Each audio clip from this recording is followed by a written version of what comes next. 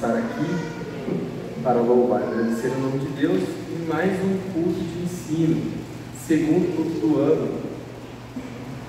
Primeira vez que eu estou aqui com os irmãos. Gostaria de convidá-los a abrir a Bíblia no primeiro livro de Reis, no capítulo 19.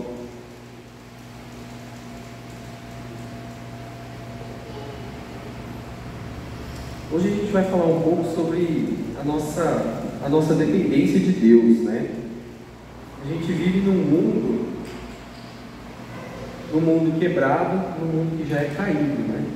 A própria Bíblia diz que o mundo jaz no maligno. Então quer dizer que o mundo ele já está morto, o mundo já está condenado. E a gente está inserido temporariamente neste mundo. E às vezes o fato de nós estarmos aqui e a gente vê algumas situações, a gente fica decepcionado quando a gente vê à nossa volta, né? Tantas injustiças, ou quando a gente vê pessoas más fazendo coisas más, ou quando a gente vê que o mundo não tem paz, né? Sempre tem uma guerra, sempre tem um rumor de guerra, e às vezes isso deixa a gente decepcionado, a gente fica às vezes questionando a Deus, né? Por que tudo isso acontece? Por que a gente tem que passar por essas coisas? Por que pessoas boas têm que sofrer? Só que muitas vezes a gente se esquece do Deus que a gente tem. Muitas vezes a gente se esquece que Deus está sempre no controle. Que a gente esquece que Deus, Ele é fiel. Ainda que nós não sejamos fiéis, Deus ele continua sendo fiel, até com a gente que é infiel muitas das vezes, mas Deus ele permanece, Deus é imutável, ele permanece fiel.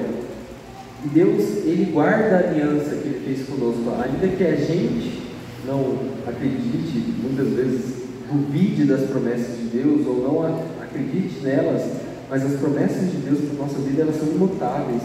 E Deus ele é fiel para cumprir a promessa dele na nossa vida. Para aqueles que o amam e guardam os seus mandamentos. Vamos ver então, irmãos, o que eu queria ver com vocês. A gente vai ler um trechinho aqui, mas é um pouco grande, mas é importante para a gente embasar isso que a gente está falando. A gente vai estar lendo lá em 1 Reis, no capítulo 19, no versículo 9. Não, perdão. Ainda não. 1 Reis 18. Versículo 22. Qual é o contexto que a gente está vendo aqui? A gente estava ali no momento com o profeta Elias, ele estava confrontando os profetas que tinham ali, os profetas de Baal. Baal, irmãos, para quem não sabe, é uma divindade que a gente vê até constantemente na Bíblia, né? Vários momentos da Bíblia fala-se bastante em Baal. Entre outros fatores, Baal ele era uma entidade ali, cultuada como Deus, que ele exigia, entre várias coisas que ele exigia ali, uma das que era muito forte, que ele exigia, era o sacrifício de bebês. Inclusive, assim, você vê que o mundo ainda não se livrou desse tipo de entidade. Ainda hoje a gente tem muitas pessoas pedindo ali aborto, indo para essa questão que é praticamente um sacrifício de bebês, né? Mas sim, a gente vai deixar para um outro estudo, até um tema interessante. Então estava ali no monte, estava Elias junto com os profetas de Baal. Então a gente vai estar lendo aqui para embasar isso que a gente vai falar. Então, 1 Reis 18, 22.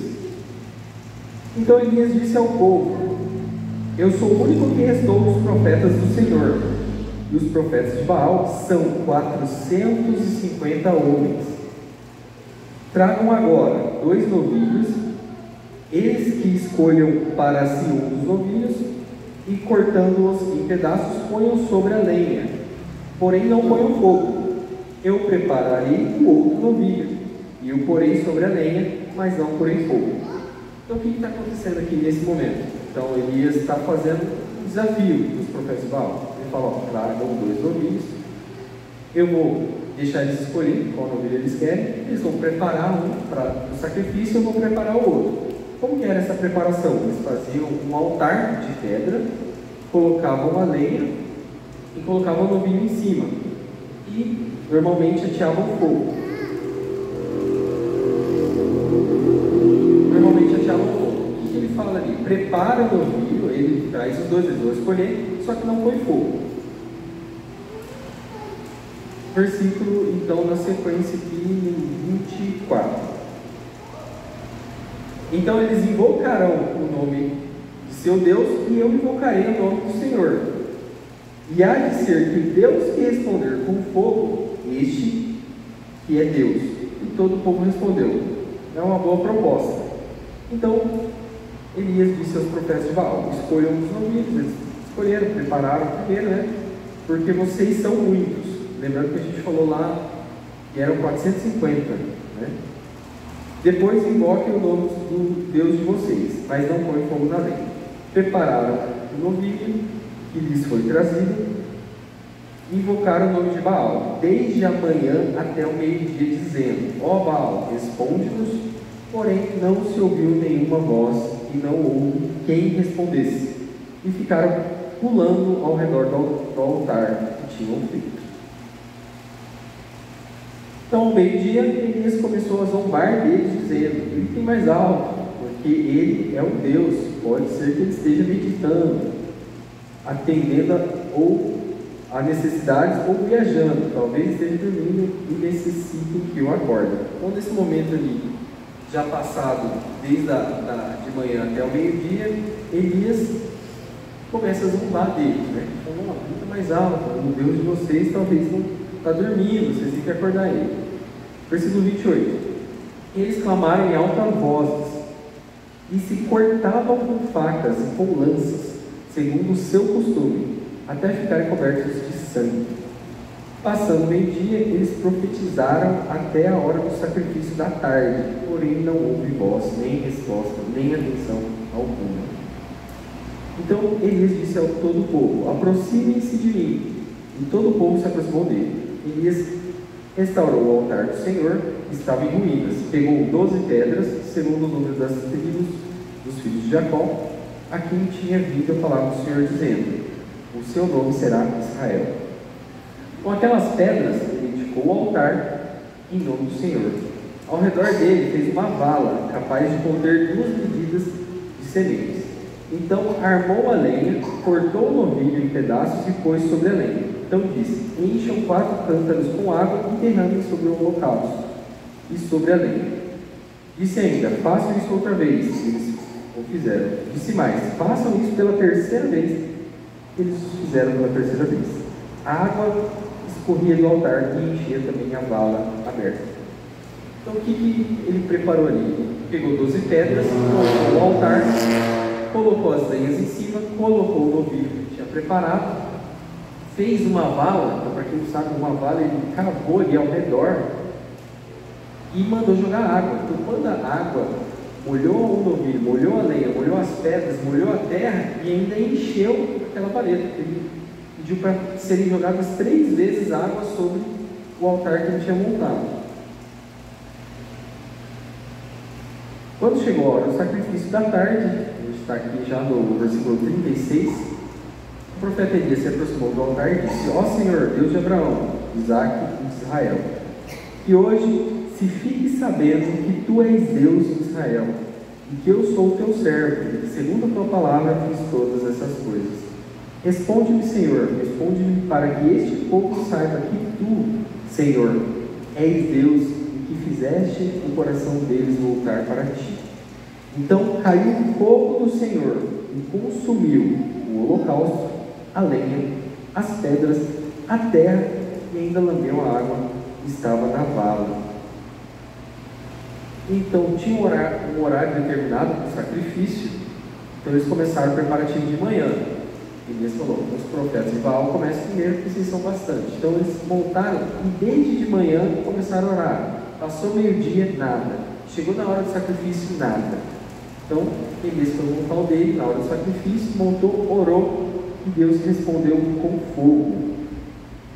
E o objetivo era só acender o fogo, só acender o altar e deixar o altar consumir. Mas o fogo que veio foi tão intenso e consumiu o novilho, consumiu a lenha, consumiu a pedra, as pedras que ele tinha montado no altar, queimou a terra e ainda secou a água que estava ali naquela vala. Então, quando o povo viu isso, no versículo 39, todos se prostraram com o rosto em terra, dizendo: o Senhor é Deus, só o Senhor é Deus. Então Elias disse: prendam os profetas de Baal, que nenhum deles escape. Eles os prenderam, e Elias fez-os descer até o ribeiro de Quizon, e ali os matou. Então, nesse momento, Elias tinha feito lá no começo um desafio. O povo aceitou o desafio, os profetas aceitaram. Deus respondeu às orações de Elias, o povo reconheceu que Deus era Deus, e foi lá e acabou com os profetas de Baal. Então, nesse episódio, a gente pode ver que Elias foi utilizado como instrumento de Deus para julgar os profetas de Baal, mas também para mostrar para o povo que ele continuava sendo Deus. Em nenhum momento ele deixou de ser Deus. Só que o povo foi incrédulo e foi aceitando fazer outros sacrifícios a outros deuses. Então Deus deixou bem claro ali, através da vida de Elias, que ele era o único Deus, que ele era o Deus verdadeiro, que ele era o Deus que respondia com fogo. Só que o que aconteceu ali, se a gente continua vendo a história de Elias ali no capítulo 19? Deus usou Elias de uma forma tremenda como um instrumento ali em suas mãos, e daí Elias, sabendo, já sabia que Deus era Deus, sabia de tudo, viu essas maravilhas que Deus fez. Só que Jezabel, que era uma espécie de sacerdotisa também, ela ficou sabendo disso, e ela foi lá e falou o seguinte no capítulo 19, versículo 2: então Jezabel mandou um mensageiro a Elias para dizer: que os deuses me castiguem se amanhã a essa hora eu não tiver feito com a sua vida o mesmo que você fez com a vida de cada um daqueles profetas que você matou. Então, veja o seguinte: a gente tem duas faces do mesmo homem. A gente tem o Elias, que confrontou 450 profetas sozinho, diante de um povo incrédulo, lançou um desafio, crendo, já tendo a certeza da vitória nesse desafio, porque ele saberia que ele poderia ser morto se Deus não respondesse. Então ele já tinha certeza que Deus respondia a ele. Então temos esse homem, esse Elias, que foi lá, foi um instrumento, foi usado, Deus mandou fogo. Vocês notam a certeza que ele tinha, que ele mandou jogar água em cima. Ele tinha certeza que Deus ia responder com fogo. Joga água, joga de novo, joga 3 vezes água. Deus vai responder com fogo. Deus foi lá, respondeu, e ele foi lá e aplicou a justiça de Deus, matando aqueles profetas. E nesse momento, depois que uma mulher qualquer faz uma promessa falando: eu vou acabar com a sua vida, até amanhã você vai estar morto, a gente vê um Elias derrotado, um Elias desesperado, e um Elias que foge. Ele foge dos seus deveres como profeta, e ele vai se esconder numa caverna no monte. Percebe as duas faces do mesmo homem, de um capítulo para o outro. A gente estava finalizando 18, quando vira a página, assim vamos dizer, quando vira o capítulo, a gente vê um homem com medo, um homem desesperado, um homem fujão, vamos assim dizer, que fugiu para se esconder na caverna.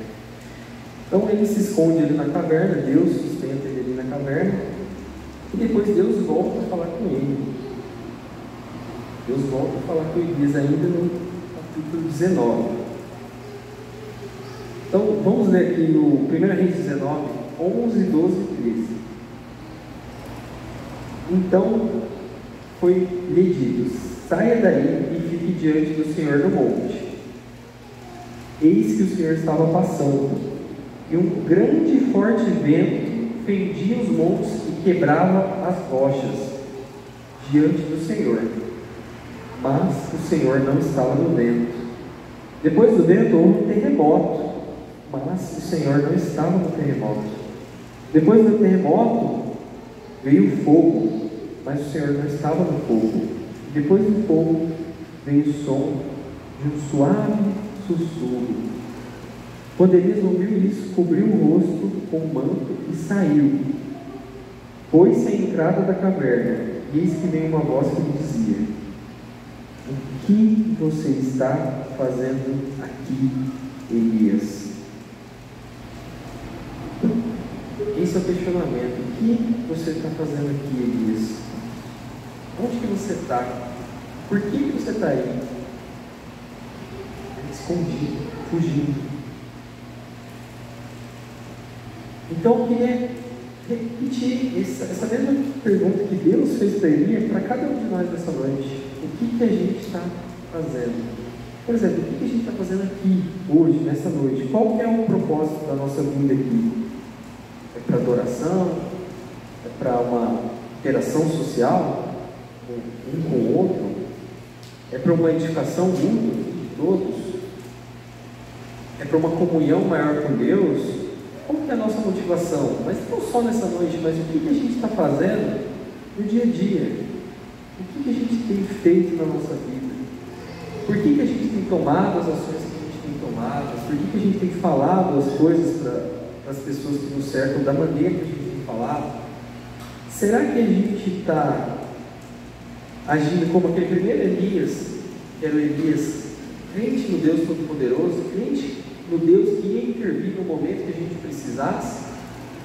Ou será que a gente tem agido como o segundo Elias, como aquele Elias que foge, como aquele Elias que se esconde, como aquele Elias que, dependendo da situação que ele está, ou dependendo do lugar que a gente está inserido, a gente esconde que é cristão, ou esconde nossos valores cristãos, com medo de algo que possa acontecer, com medo de uma palavra que alguém falou para a gente, com medo de uma situação ali. De repente você está no seu emprego e você fala: poxa, eu fiquei sabendo que o meu chefe novo não gosta de crente, então vou me esconder aqui, eu não vou deixar ele saber que eu sou crente. Ou o professor lá na escola, fiquei sabendo que ele persegue os alunos que são crentes, então é melhor ficar escondido aqui na minha, ficar quietinho.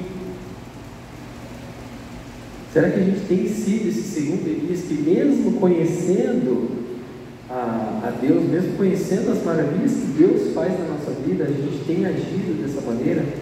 Será que a gente tem esquecido das maravilhas que Deus faz? Será que a gente tem esquecido da grandeza que o nosso Deus tem? E a gente tem muitas vezes fugido ou se escondido? A nossa vida, irmãos, ela é de inteira dependência de Deus. A nossa vida, a gente tem que ter essa certeza. Primeira certeza que a gente falou, que Deus está no controle. Segunda, que a gente depende de Deus. Vamos continuar lendo a Bíblia aqui. Eu queria ler com vocês lá em Tiago. Tiago no capítulo 4. Tiago no capítulo 4, a gente vai ler do versículo 13 ao 17. Tiago 4, 13. Escutem agora, vocês que dizem: hoje ou amanhã iremos para a cidade tal, e lá passaremos um ano, faremos negócios e teremos lucros. Vocês não sabem o que acontecerá amanhã. O que é a vida de vocês? Vocês não passam de neblina que aparece por um instante e logo se dissipa. Em vez disso, deveriam dizer: se Deus quiser, nós só viveremos, não só viveremos, como também faremos isso ou faremos aquilo. Agora, entretanto, vocês se orgulham das suas arrogantes pretensões. Todo orgulho semelhante a este é mau. Portanto, aquele que sabe que deve fazer o bem e não faz, isso está pecando. Olha só esse trecho aí de Tiago, ele tem apenas 5 versículos, mas a gente consegue extrair tanta coisa desse pequeno trecho aí. Primeiro, ele fala sobre os planos que a gente faz sem colocar Deus no meio. Que às vezes a gente faz um plano: eu vou fazer isso, ano que vem eu vou fazer aquilo, eu vou agir por esse caminho, e às vezes a gente não está colocando Deus no centro da nossa vontade. A gente às vezes não está apresentando os nossos planos para Deus. Todo começo de ano, é normal as pessoas fazerem ali, ou final do ano, de um ano, ou no começo do ano que vem, as pessoas fazem aquela lista de metas que elas querem atingir para aquele determinado ano, ou os objetivos que elas querem cumprir ali. Mas será que nesse momento que você está fazendo esses planejamentos, você tem trazido Deus para dentro deles? Você tem apresentado esse planejamento a Deus? Você tem orado para Deus? Você tem se colocado na dependência de Deus? E a segunda coisa que a gente aprende aqui é que ele fala como a gente deve agir, né? Assim, ó, se Deus quiser, não só a gente vai viver, como também a gente vai fazer isso. E se Deus quiser, eu vou fazer isso no dia de hoje. Se Deus quiser, semana que vem eu vou fazer isso. Se Deus quiser, mês que vem eu vou atingir tal objetivo. Então a gente sempre, a todo momento, orando, pedindo e agradecendo a Deus, né? Pedindo para Deus, fala, Deus, se for a sua vontade, eu vou atingir isso. Deus, se você quiser, eu vou fazer tal coisa. Então, é uma maneira de a gente não só pedir para Deus, mas a gente agradecer também, porque quando a gente conquistar isso, a gente vai estar dizendo, eu conquistei isso porque Deus assim quis, porque eu pedi para Ele, eu clamei Ele, eu levei esse planejamento até Ele, e se cumpriu. Então foi a vontade de Deus, Deus quis. Então eu agradeço a Deus por isso. E uma terceira coisa também que a gente aprende é no último versículo que fala: aquele que sabe que deve fazer o bem e não faz, nisso está pecando. Então, quando a gente crê que Deus ele é o Senhor da nossa vida, quando a gente crê que nós estamos na dependência de Deus, nós sabemos que temos que fazer o bem. E a Bíblia fala: se você sabe o que tem que fazer e você não faz, você está pecando. Se você sabe que tem alguém perto de você que está passando por uma necessidade, você sabe como agir e você não faz, você está pecando. Então não basta só fazer o mal para estar pecando, basta deixar de fazer o bem. Então, às vezes, a gente esquece que Deus está no controle da nossa vida, que Deus sabe o que é melhor para nós.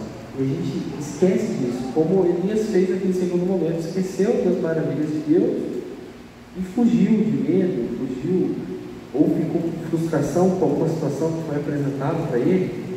Como a gente disse no começo, é comum a gente ficar triste ou insatisfeito pelas injustiças que acontecem ao nosso redor, pelo triunfo de pessoas más, pela multiplicação da maldade no mundo. A gente fica triste, a gente fica às vezes com medo, com receio, como aconteceu em Elias, que era um profeta, que foi um instrumento usado por Deus. Quem dirá nós, seres mortais, réis humanos, que não viram tantas grandezas como alguns profetas de outrora puderam vivenciar. Então, se acontece com eles, também acontece com a gente. É normal acontecer isso. Mas a gente tem que sempre estar focado em Deus, em estar no alto e sublime trono. E Deus, ele permanece no trono de glória. E que a gente tenha a dependência dele. Tudo que a gente faz, tudo que a gente vive, a gente é dependente de Deus. A nossa vida, ela é incerta, mas o propósito da nossa vida não. Lá em Efésios 2:10, diz o seguinte: pois somos feituras dele, criados em Cristo Jesus para boas obras, as quais Deus de antemão preparou para que andássemos nela. Então Deus, ele já preparou boas obras para a gente andar nela. Deus, ele já tem um caminho traçado para cada um de nós. Deus, ele tem o melhor para cada um de nós. Basta a gente reconhecer que Deus, ele está no trono, reconhecer que Deus é soberano, reconhecer a dependência que a gente tem de Deus. Então, que nós possamos lembrar que Deus, ele é o Senhor da nossa vida, e aprender sempre buscar a vontade de Deus. Porque, novamente falando, a vontade de Deus para a nossa vida, ela é boa, ela é perfeita e ela é agradável. Irmãos, era isso que eu queria trazer na noite de hoje, era trazer essa passagem bíblica da história de Elias, dizendo que mesmo um profeta, tantas maravilhas, que foi um instrumento tão usado por Deus, em um momento ele estava ali crendo na vitória, crendo em Deus completamente. No segundo momento, ele foi totalmente destruído e derrotado por apenas uma palavra para ele. Ele fugiu por causa de uma promessa de uma pessoa que fez toda a vida dele. Só que Deus, ele, no final, ele se revela falando que eu sou Deus, eu estou no trono, você depende de mim, e eu estou aqui para te sustentar, e eu estou aqui para te proteger, e eu estou aqui para te guiar. Eu sou Deus, confie em mim, entregue seu caminho a mim. Amém?